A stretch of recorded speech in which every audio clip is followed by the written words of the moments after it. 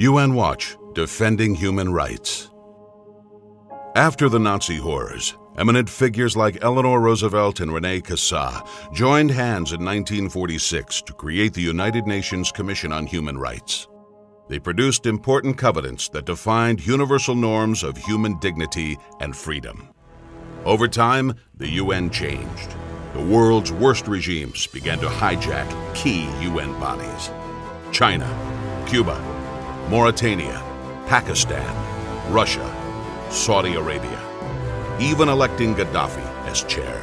Dictatorships have used their power to block action for victims. With countless resolutions, emergency sessions, and so-called fact-finding missions, they have pointed fingers at Israel. Faced with dangerous lies and hypocrisy, someone has to defend the truth. Someone has to champion the victims.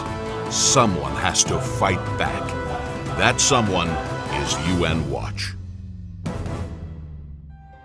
Founded in 1993 by famous civil rights lawyer Morris Abram, UN Watch monitors the world body by the yardstick of its own charter, promoting human rights for all. Headed by Ambassador Alfred Moses, UN Watch has become a unique and respected voice in the international arena. When the UN turns a blind eye to gross abuses, UN Watch gives a vital platform to courageous victims. UN Watch's Geneva Summit for Human Rights draws hundreds of activists, diplomats, journalists, and students, focusing world opinion on the real trouble spots. I was in that room with two men, Ali and Hamid. They handcuffed me, and when they handcuffed me, they realized my hands are going to slide out of the cuffs. So they put both of my wrists together, and they put both wrists into one cuff, and as it clicked, I heard my right wrist crack. UN Watch brings former political prisoners inside the UN to testify and confront their oppressors in high-profile sessions reported around the world. My name is Hadil Kokeb, and I am a 20 years old student from Syria. I am a human rights victim of President Bashar al-Assad. Mr. Batebi and I are here today to present this appeal by 50 Iranian human rights defenders. We urge you to call for an immediate special session of this council to investigate Iran's gross violation of all basic human rights. When Libya's envoy chaired Durban II, a controversial UN racism conference, UN Watch exposed her hypocrisy around the world. And I will give the floor now to the representative of the UN Watch. Thank you, Madam Chair. I don't know if you recognize me. I am the Palestinian medical intern who was scapegoated by your country, Libya, in the HIV case in Benghazi Hospital, together with the 5 Bulgarian nurses. Libya told this conference that it practices no inequality or discrimination. But then, how do you account for what was happened to me, to my colleagues, and to my family, who gave over 30 years serving your country only to be kicked out from their home?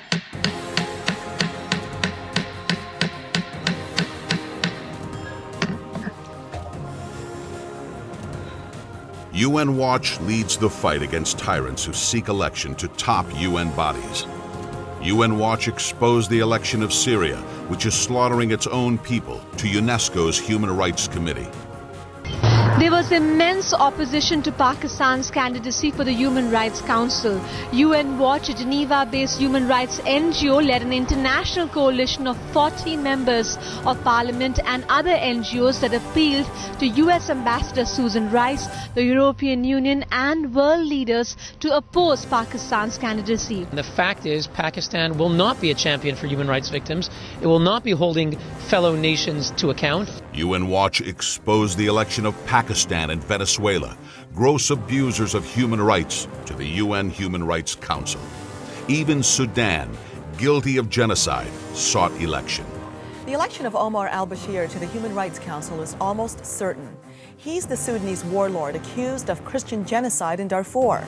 The move is seen as the most bizarre appointment that has made a mockery of the UN's ability to monitor and promote human rights. The executive director of UN Watch, Hilal Noor, says the appointment is like, quote, putting Jack the Ripper in charge of a women's shelter. This is UN Watch, and they issued a statement saying that they are absolutely outraged over this decision, and they've actually pointed to the fact that decisions like this one really undermine the credibility of the United Nations as a whole. So certainly this decision is taking a lot of heat, a lot of criticism.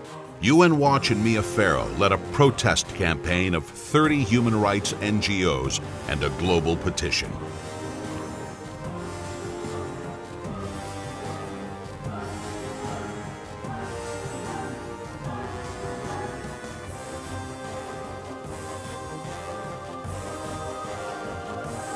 UN Watch, a vital voice for human rights.